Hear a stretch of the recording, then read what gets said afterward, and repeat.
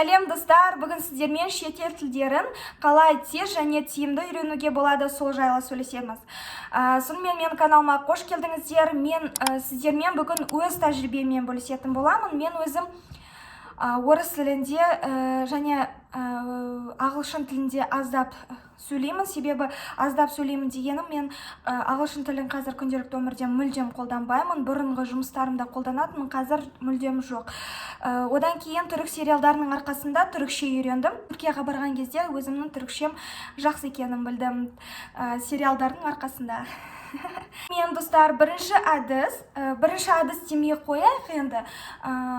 Тілді үйрену үшін сізге дұрыс сөйлеп, дұрыс жазу үшін сізге ең бірінші тек қана сериал, музыка, кино көріп қана қоймай, оған қоса сіз өзіңіз еңбектенуіңіз қажет. Ол дегеніміз, сіз кітапты оқуыңыз керек, сол кітаптағы жазылған мағлұматты дәптерге көшіруіңіз керек. Сол жерден өзіңіз білмейтін сөздерді белгілеп, соны жаттауға тырысуыңыз қажет. Ол өте маңызды. Сіз кино көру арқылы, сериал көру арқылы, музыка тыңдау арқылы біз шетел тілдерін үйренуімізге болады, көмектеседі. Қай жағдайда көмектеседі? Ол біздің шетел тілін түсінуімізге көмектеседі. Бірақ өзіміз сөйлейтін кезде, өзіміз сол керек нәрсемізді жеткізуге тырысқан кезде бізге сөздік қор жетіспейді.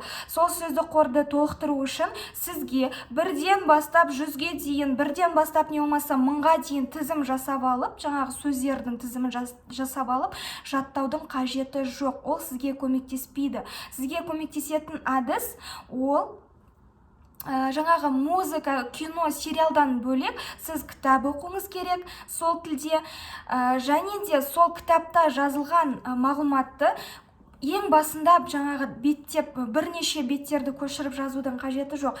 Бір ғана абзацты алып, сол абзацты басынан аяғына дейін дәптеріңізге көшіріңіз, және сол жерден білмейтін сөздеріңізді белгілеңіз де аударыңыз, аудармасын іздеңіз. Сол сөзді аударып, төбесіне, сол жазған текстің төбесіне жазып қойыңыз аудармасын. Содан кейін, барлық жаңағы білмейтін сөздеріңізді жазып болғаннан кейін, аударып жазғаннан кейін, сол тексті қайтадан оқыңыз, өзіңіздің жазғаныңызды. Бір рет оқыңыз, содан кейін ол тексті бір сағаттан кейін, не болмаса бірнеше сағаттан кейін, не болмаса келесі күні тағы бір рет оқыңыз. Сонда сіздің миыңызға тез және ұзақ мерзімде сақталатын болады. Көмектеседі, өзімнің тәжірибемнен айтып отырмын сіздерге. Оны күнделікті бір 10 сөзді алып, соны қайта оқи берудің қажеті жоқ, мысалға, зубрить етудің қажеті жоқ. Сіз жай ғана оны ара-тұра уақыт салып қайталап отырыңыз. Өзіңіздің өзге тілде сөйлеуге деген қорқынышыңызды жеңу үшін, мысалға, сіз орыс тілін үйреніп жатырсыз дейік. Орыс тілін сіз жұмысқа барғанда сізге орыс тілі өте қажет. Не болмаса оқуға барған кезде, библиотекадан бір нәрсе сұрау үшін, магазиннен бірдеңе сұрау үшін сізге орыс тілі қажет.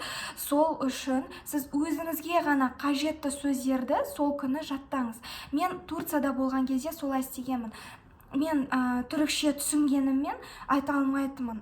Өйткені өз-өзіме сенімсіздік болды. Түрікшем дұрыс бола ма, мені түсіне ме, түсінбей ме? Ал ол жерде менің кәдімгідей оқып отыратын уақытым болған жоқ. Турцияның өзінде болған кезде мен сол керекті сөздерімді ғана өзіме алдым. Мысалға, ресторанға барған кезде мен өзіме заказ беретін тамақтардың аттарын жаттадым. Мысалға, мен заказ берсем бола ма, осыны алып келесіз ба, мынаны суық түрінде, мынаны ыстық түрінде деген сияқты керекті ғана сөздерді жаттап, соны шын өмірде қолдандым. Солай менің есімде бірден қалды. Сіздер де сол әдісті қолдансаңыздар болады. Мысалға, дүкенге барған кезде сіз бүгінгі алатын заттарыңыздың тізімін жазып алыңыз да, әдейілеп тұрып, жаңағы сатушысы орыс адамға барыңыз да, сол өзіңізге керекті дүниелерді орысша айтыңыз. Сіз ол адамды танымайсыз, сізді ол кісі екінші рет көрмеуі де мүмкін. Сол себепті ұялмаңыз, қысылмаңыз, өзіңіздің үйде жаттап дайындалып келген сөздеріңізді айтып, өзіңізге керек затыңызды алуды үйреніңіз. Сол кезде сіздің миыңыз бірден түсінеді. Бұл сізге қажет, бұл сізге керек.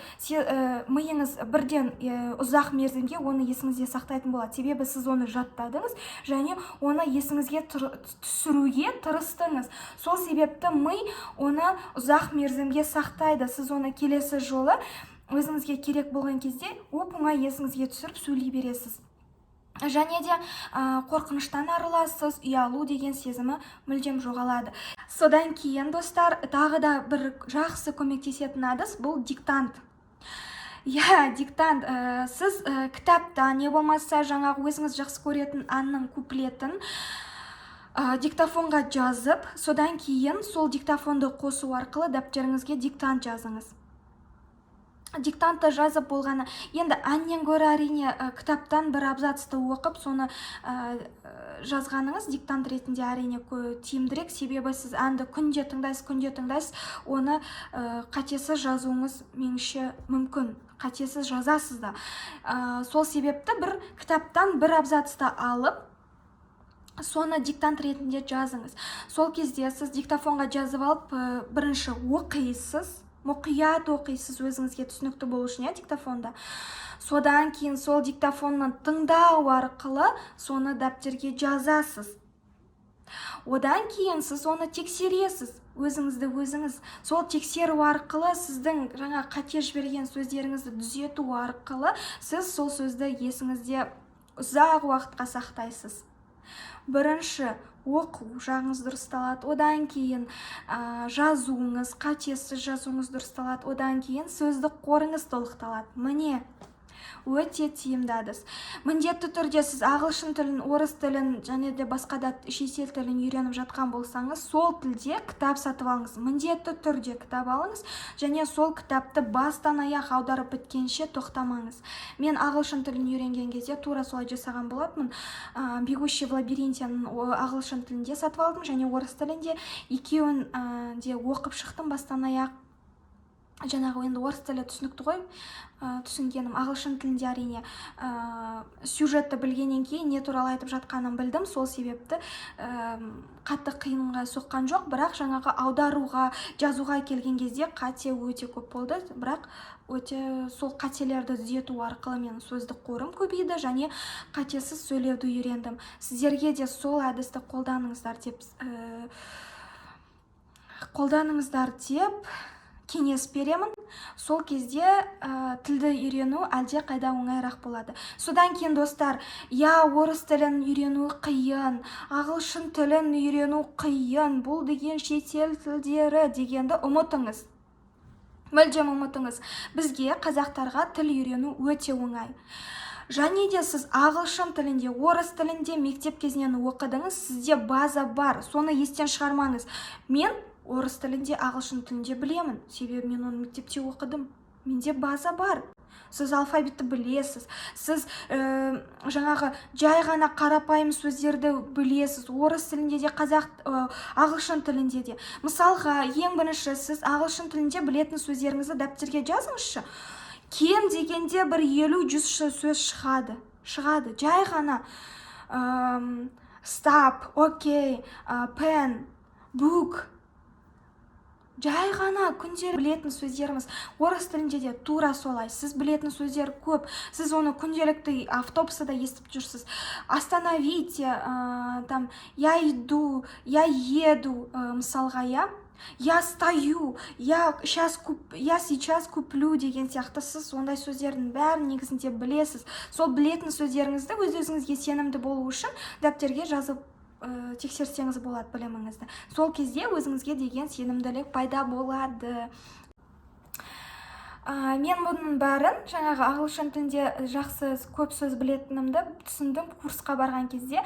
Біз жаңағы мектепте оқыдық, одан кейін оқуға түскен кезде мен тағы да оны оқыдым. Одан кейін оны бітіргеннен кейін жұмысқа тұрған кезде тағы да курсқа бардым. Сол кезде түсіндім курсқа келгенім дұрыс болмағанын, себебі мен білетін сөздер өте көп екен. Тек қана мен соның қолдануын білмейді екем, және сөздердің құр өздерін ғана жаттай бергемді, сөйлем ретінде жаттамаған. Менің сіздерге алдыңғы видео мына жерде қалдырып кетсем, орыс тілін үйренудің 10 тәсілі деп, сол жердегі тәсілде мен айтқан болатынмын.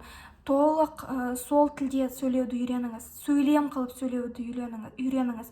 Сол кезде сізге тиімдірек тілді үйрену. Міне, тек қана сөзді, 100 сөзді, 1000 сөзді жазып алып, соны жаттаудан көрі, сіз жаңа кітаптан көшіріп алып, сол қалай сөйлем құралады сол сөзбен, ол сөз қандай сөйлемде қолданылатын көру арқылы, жазу арқылы, есту арқылы сіз тезірек үйренесіз.